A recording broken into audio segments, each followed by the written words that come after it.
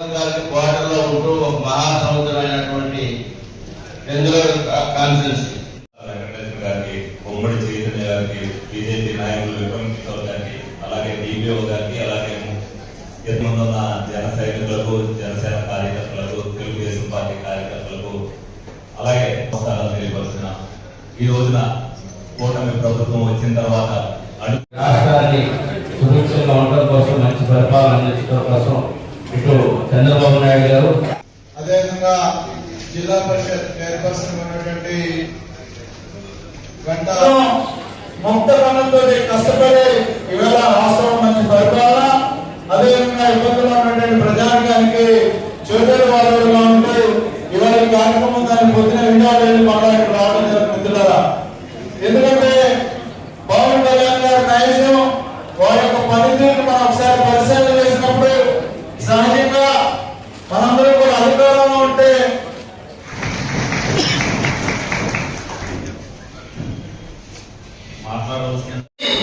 సుమారు ఎన్నో జిల్లాలు, ఏలూరు కానీ, ఎన్టీఆర్ జిల్లా, కృష్ణా, బాపట్ల, పల్నాడు ఇటువంటి ఉన్నప్పుడు ఆయన ఆలోచన చేశారు.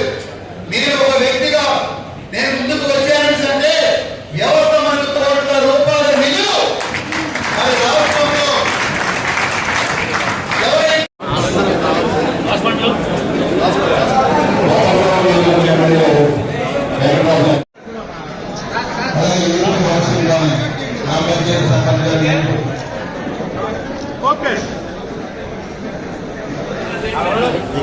చూడండి చూడండి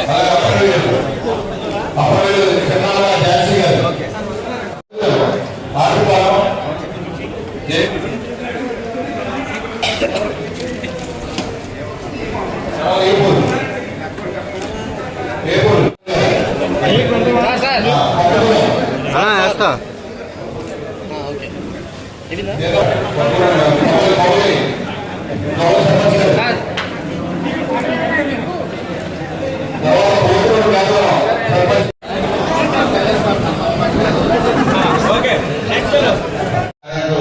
పీకేస్తారనే ఒక భయం, ప్రజల్లో చులకన అవుతామనేటువంటి భయం, స్లేపర్లకు జీతాలు ఇవ్వకపోతే పని చేయడం, వాళ్ళ ఇంట్లో కూడా గడవదనేటువంటి పరిస్థితిలో ఒక సందర్భంలో 2014లో మరి నా స్నేహితుడు కూతురు ఉన్నప్పుడు ఈరోజు ఉన్నటువంటి శాసనసభ్యులు బడ్జెట్ సెంట్రీ గారి దగ్గర 10 లక్షల రూపాయలు అప్పు తీసుకొని మళ్ళీ అడ్జస్ట్మెంట్ చేస్తామని చెప్పి తీసుకెళ్లి జీతాలు ఇచ్చినటువంటి పరిస్థితి. ఒక పక్కన ఎన్నికల డిపార్ట్మెంట్ వాళ్ళు కరెంట్ పీకేసి హైకోర్టుకి లాభం తెస్తూ ఉంటాం. ఇలాగా అనేక రకమైనటువంటి పంచాయతీలు గత ప్రభుత్వం పూర్తి స్థాయిలో స్థానిక సంస్థలని నిర్వీర్యం చేసింది. అందరినీ పొందబెట్టి ఎవరికి రకమైనటువంటి అధికారాలు లేనటువంటి పరిస్థితుల్లో ఈ రోజున కూటమి ప్రభుత్వంలో మరి చంద్రబాబు నాయుడు గారి యొక్క అడ్మినిస్ట్రేషన్ లో మరి ఈ రోజున చక్కటి శాఖలు నిర్వహిస్తున్నటువంటి జనసేన పార్టీ అధినేత రాష్ట్ర డిప్యూటీ సీఎం అయినటువంటి పవన్ కళ్యాణ్ గారి యొక్క మరి పర్యవేక్షణలో ఈ రోజున స్థానిక సంస్థలన్నీ కూడా, గ్రామ పంచాయతీలన్నీ కూడా మంచి అభివృద్ధి చెందుతాయనడానికి ఇది ఒక నిదర్శనం అని చెప్పి తెలియజేస్తా ఉన్నాం. ఎందుకంటే ఎక్కడైనా రాజకీయాలు ఉన్నప్పుడు పంచాయతీలకో లేకపోతే పట్టణాలకు గ్రాంట్ ఇస్తాం, కానీ సొంతంగా నిధుల్లో నుంచి వారి యొక్క సొంత డబ్బుల నుంచి ఎక్కడ కూడా 10 రూపాయలు కూడా ఇచ్చేటువంటి సర్వే ఎవరు చేసేటువంటి పరిస్థితి ఉంది. ఇది ఒక స్ఫూర్తిగా నిలవాలని ఆ గ్రామంలో ఉన్నటువంటి పెద్దలు కానీ, ప్రముఖులు కానీ దాంట్లో భాగస్వాములు కావాలని, దానికి మనమే స్ఫూర్తి కావాలని, మనం మాటలుగా చెప్పేది మనం కూడా కొంత త్యాగం చేసి ఎంతవరకు చూపించాలన్నటువంటి ఒక ఆలోచనతో, లక్ష్యంతో ఈరోజు పవన్ కళ్యాణ్ గారు మరి యొక్క 400 పంచాయతీలకి ఈ యొక్క ప్రతి పంచాయతీ ₹1,00,000 ఇవ్వాలన్నటువంటి ప్రకటించినటువంటి పరిస్థితి ఈ రోజు ఈ కార్యక్రమాన్ని మనం నిర్వహించుకుంటా ఉన్నాం. కూటమి ప్రభుత్వం వచ్చిన తర్వాత అడుగులు వేసుకుంటూ ఏదైతే ప్రభుత్వం ఒక సార్వత్రికమైన ఆదర్శాన్ని తీసుకుని ఆంధ్రప్రదేశ్ గౌరవాన్ని కాపాడాలి అనేది. ఎందుకంటే గత ప్రభుత్వంలో ఆంధ్రప్రదేశ్ లో మనం పుట్టాం, ఆంధ్రప్రదేశ్ లో పెరుగుతున్నాం అంటే నేను చేదరించుకునే పరిస్థితుల్లో 100 రోజుల్లో ఆంధ్రప్రదేశ్ కీర్తి ప్రతిష్టని మరి కూటమి ప్రభుత్వం ప్రపంచవ్యాప్తంగా ఎంత స్థాయికి తీసుకుందనేది మనం అందరూ కూడా తెలుసు. అది దానికి గర్వపడవలసింది మనమే. ఎందుకంటే తెలుగుదేశం జనసేన బీజేపీ కూటమిని ఆంధ్రప్రదేశ్ ప్రజలు ఏ విధంగా గెలిపించారనేది చూసి యావత్ ప్రపంచం కూడా ముక్కు మీద వేసుకెళ్లే పరిస్థితిగా ప్రజలందరూ చేసినందుకు మీ అందరికీ అలాగే ఏ నాయకులు చేయలేని పరిస్థితుల్లో అందరూ కూడా మోడీ గారు అవ్వచ్చు, చంద్రబాబు నాయుడు గారు అవ్వచ్చు, పవన్ కళ్యాణ్ అవ్వచ్చు, ఆర్ఎస్లు పనిచేస్తూ రాష్ట్ర కీర్తిని ఏ విధంగా పెంచుకుంటూ వెళ్తున్నారు. ఇదివరకు ప్రభుత్వంలో ఒక్కడు కూడా సాయం చేయడానికి ముందుకు వచ్చేవాళ్ళు కాదు. వీళ్ళు అడుగులో అడిగేస్తున్నప్పుడు, ప్రజలకు ఉపయోగపడుతున్నప్పుడు, ప్రజల నుంచి ఏ విధంగా స్పందన ఉంటుంది, నాయకుడు మనం ముందు చేస్తే ప్రజలు ఏ విధంగా అంటారనే ఉద్దేశంతో మరి పవన్ కళ్యాణ్ గారు ₹1 మనకి ₹1 తెలంగాణకి, అలాగే 400 పంచాయతీకి ₹1,00,000 ఇచ్చి ఆదర్శంగా ప్రజలందరూ కూడా ఇవ్వాలని చెప్పినందుకు ఆయనకు ముందుగా అలాగే మరి చంద్రబాబు నాయుడు గారు కూడా వాళ్ళ ఏదైతే హెరిటేజ్ సంస్థ ఉందో దాని నుంచి కూడా ₹1 ఇచ్చి వాళ్ళు కూడా ప్రజాక్షేత్రంలో నాయకులు ముంచేస్తే ప్రజలందరూ కూడా ఇస్తారని. ఇదివరకు ప్రభుత్వం అనేది దోపిడీ చేసేసేది, దోపిడీ చేస్తున్న ప్రభుత్వానికి ఎవరు కూడా సహకరించేవాళ్ళు కాదు. ఈ రోజున ప్రతి రూపాయి కూడా ప్రజలకు ఖర్చు పెట్టాలనే ఉద్దేశంతో ప్రజలు అనేక మంది సేవా సంస్థలు కానీ, ప్రజలు కానీ, ధనికులు కానీ ఏ విధంగా స్పందిస్తున్నారు, ఏ విధంగా సహాయ సహకారం ఇస్తున్నారు అనేది కూడా చూస్తున్నాం. దానికి మనం అందరం కూడా గర్వపడాలి. మనం ప్రజలకు ఏదైతే వాగ్దానం చేస్తామో ఆ వాగ్దానం మన నాయకులు నిర్వహిస్తారు, మనం తలెత్తు తిరిగేటట్టు చేస్తారు, మనం కూడా అదే పెడతాం. ఇదివరకు ఎలా చేసామో అంతగా రెండింటితో ముడుకోకుండా అధికారం వచ్చిన తర్వాత ఎవరైనా నాయకులతో ముడుకున్న తర్వాత చూద్దాం అనుకుంటారు. కానీ అధికారంలో లేనప్పటికంటే అధికారంలో వచ్చిన తర్వాత ఆర్ఎస్లు కష్టపడుతున్న చంద్రబాబు నాయుడు గారు, పవన్ కళ్యాణ్ గారిని మనం చాలా ఆదర్శంగా తీసుకోవాల్సిన అవసరం ఎంతైనా ఉంది. పనిచేసిన తర్వాత మనం అందరం అనుకుంటే ఏ పనైనా మనకు అయిపోవాలి. కానీ ఆంధ్ర రాష్ట్రం ఏ విధంగా నిలబెడితే కానీ మన అందరికీ పనిచేయ పరిస్థితుల్లో ఉండడం వల్ల ముందుగా అందరికీ పనిచేయాలంటే వ్యవస్థలన్నీ కూడా అన్నింటినీ కూడా నిలబెట్టడానికి ఆర్ఎస్లు కూడా పనిచేస్తారు. మరి పల్లెలే దేశానికి పట్టుకోవాలన్నట్టుగా పంచాయతీలన్నీ కూడా బాగుండేది, రేపొద్దున అన్ని కూడా ఉంటాయనే ఉద్దేశంతోనే మరి పంచాయతీలతో మొదలు పెట్టాలనే ఉద్దేశంతోనే పవన్ కళ్యాణ్ గారు మొదలు పెట్టడం జరిగింది. మరి దురదృష్టవశాత్తు మా ఏలూరు నియోజకవర్గానికి వచ్చి పంచాయతీ లేవు. వీళ్ళందరూ ఏదైతే డిపిఓ గారు పారిశుద్ధ్యంలో మరి గొప్పగా స్టేట్ లో ఫస్ట్ వచ్చిందని అనుకుంటున్నారు. ఈ పంచాయతీ నుంచి మా రోడ్లన్నీ కూడా చెడిపోయి కొంత నిధులు మాకు కూడా చెప్పాలని చెప్పి ఆయన కోరుకోవడం జరుగుతుంది.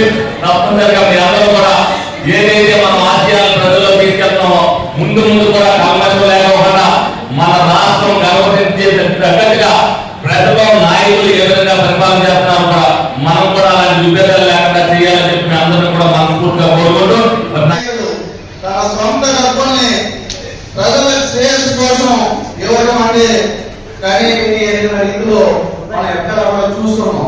అలాంటి కార్యక్రమంలో మన అందరం కూడా పాల్గొని సుమారుగా ఈ వరదకి ఇబ్బంది పడ్డ ప్రతి గ్రామానికి ఇచ్చే ఉద్దేశంలో ఆయన మన డిప్యూటీ సీఎం గారు పవన్ కళ్యాణ్ గారు నిర్ణయం తీసుకున్నారు. సుమారుగా 400 గ్రామాలు ఈ వరద బారిన పడ్డాయని తెలియజేయడంతో ఆయన ఈ 400 గ్రామాలు కూడా ఒక్కొక్క గ్రామానికి ₹1,00,000 చొప్పున విరాళంగా ఇవ్వాలని ఆయన నిర్ణయం తీసుకుంటాం. వెంటనే త్వరితగతిన అంటే ఉన్న బలంగానే ఆయన ఈరోజు చెక్కులు కూడా పంపడం ఈరోజు మీ అందరికి కూడా మేము అందించడం జరుగుతుంది. అలాగే పవన్ కళ్యాణ్ గారికి గురించి మనం మాట్లాడుకోవాలంటే ఎప్పుడో ఉద్దానంలో కిడ్నీ బాధితుల గురించి ఆయన అధికారంలో లేనప్పుడే ఆయన దాని గురించి ప్రస్తావించారు. అప్పుడు కూడా ఎవరు కూడా దాన్ని చూసిన దాఖలాలు కానీ దాని గురించి మాట్లాడుకున్న విషయాలు కానీ లేవు. ఆయన మాట్లాడిన దగ్గర నుంచి ఈ రోజు అక్కడ ఒక సూపర్ స్పెషాలిటీ హాస్పిటల్ కూడా వచ్చింది. అంటే దానికి కారణం మన పవన్ కళ్యాణ్ గారిని చెప్పుకోవడానికి మనందరం కూడా గౌరవపడాలి. అలాగే మనకి భవన నిర్మాణ కార్యక్రమం గురించి గత ప్రభుత్వంలో పోరాటం చేసి అంటే ఎక్కడైనా ఎవరైనా ఇబ్బంది పడితే వారి గురించి నేను ఉన్నానని చెప్పగలను గొప్ప నాయకుడు పవన్ కళ్యాణ్ గారు. పవన్ కళ్యాణ్ గారు ఒకటే చెప్తారు, మనం చంద్రబాబు నాయుడు గారి ఆలోచనతో మనం అందరం ముందుకెళ్ళాలి. అలాగే మనం పూర్తిగా వారికి సహకరించి ఆయన ఆలోచన మన సహకారం మన కార్యాచరణలో పవన్ కళ్యాణ్ గారి కార్యాచరణలో మనందరం కూడా పనిచేయాలని మీ అందరికీ కూడా తెలియజేసుకున్నాం. రాష్ట్రానికి పట్టుకోమలాంటివి అలాంటి పంచాయతీలన్నీ కూడా గత పాలకుల యొక్క నిర్లక్ష్యం వల్ల నిర్వీర్యమైపోయినాయి. గడప గడపకు ఓటడి ఒక గ్రామ పంచాయతీ ప్రెసిడెంట్గా, వార్డు మెంబర్లుగా, ఉప సర్పంచ్గా, ఎంపీటీసీగా, జెడ్పీటీసీగా ఎన్నికైనటువంటి స్థానిక సంస్థల్లో ఉన్నటువంటి వారి యొక్క బాగా వర్ణనాతీతం. గత 3 ఏళ్లుగా వాళ్ళు గెలిచారే తప్ప జనం దృష్టిలో ఓడిపోయారు. గెలిచిన ఆనందం లేకుండా వాళ్ళకు రావాల్సినటువంటి 14-15 ఫైనాన్స్ డబ్బులని కూడా గత ప్రభుత్వం, జగన్మోహన్ రెడ్డి గారి యొక్క ప్రభుత్వం వీళ్ళకి సంబంధం లేకుండానే ఆ డబ్బుల్ని ఖర్చు పెట్టేయటం, వాడేయటం. ఈనాడు పారిశుధ్యానికి కూడా కనీసం ఫ్లోరినేషన్ చేసుకోలేనటువంటి పరిస్థితుల్లో, ట్యాంకులు కలిగించలేనటువంటి పరిస్థితుల్లో గత పాలకులు ఉంటే, ఈ ప్రభుత్వం వచ్చిన తర్వాత పవన్ కళ్యాణ్ గారు పంచాయతీరాజ్ శాఖ మంత్రి అయిన తర్వాత మీకు ఆగస్టు 15 కూడా వాడుకునేటువంటి డబ్బుల్ని ఎప్పటి నుంచో ఉన్నటువంటి దాన్ని మార్చి మీకు పెంచారు.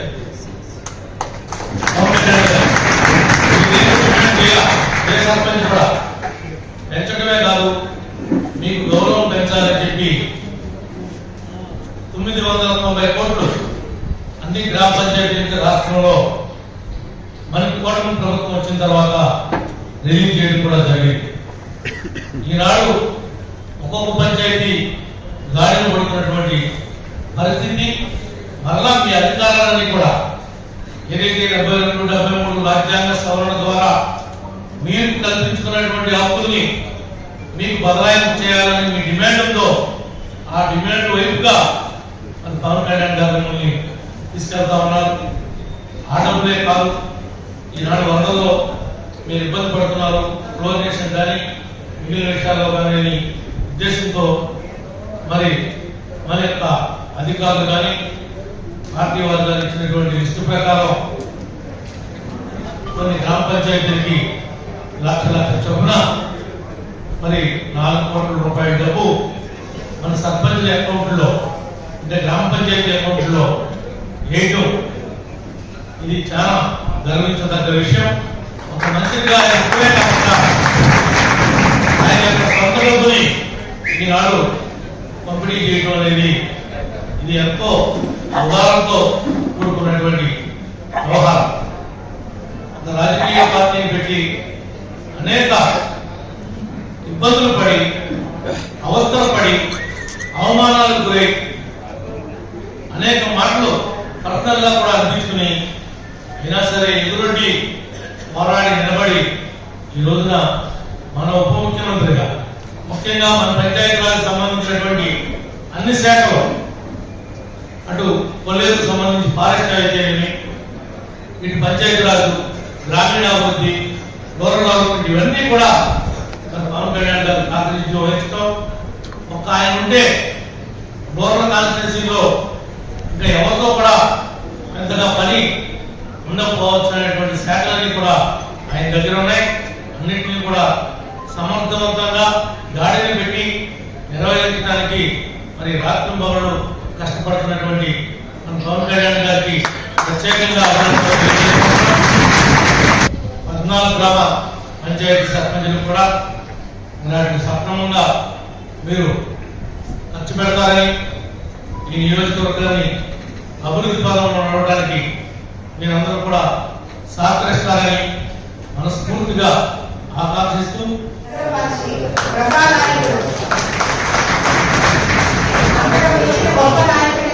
చరిత్రలో చూడలేదు. దానికి నిదర్శనం ఆయన బలహీన వర్గాల నుంచి కూడా వచ్చినటువంటి కొల్లేరు నుంచి ఒక స్టేట్ సెక్రటరీగా, అంటే ఒక అధ్యక్షుడు, ప్రధాన కార్యదర్శి, ఒక రాష్ట్ర కార్యదర్శి, అంటే 3వ స్థానంలో నాకు అవకాశం ఇచ్చి ఎప్పటికప్పుడు జిల్లాలో ఉన్న కార్యక్రమాలే కానీ ఏదైనా సరే, ఈ రోజు ఈ కార్యక్రమాలు కూడా మాకు ఎప్పుడెప్పుడు టెలికాన్ఫరెన్స్ లో అనేక మాతో కానీ మాట్లాడుతూ మీరు ముందుండి నడిపించండి, జాగ్రత్తగా చేయించండి. ఎందుకంటే ఇప్పుడున్న పెద్ద వివరాలు కూడా ఎప్పటికప్పుడు ఈ జిల్లా నుంచి ఈఓ గారు పంచాయతీ నుంచి కలెక్టర్ గారు ఎస్పీ గారు అన్ని అందజేస్తున్న మాకు నుంచి కూడా పార్టీ కార్యక్రమాలుగా మాకు ఎప్పుడు 2 రోజులకు ఒకసారి మాకు కాన్ఫరెన్స్ లో ఎప్పటికప్పుడు ఈ జిల్లా నుంచి మాకు కూడా పార్టీ నుంచి కూడా నివేదిక తీసుకుంటా ఉంటారు.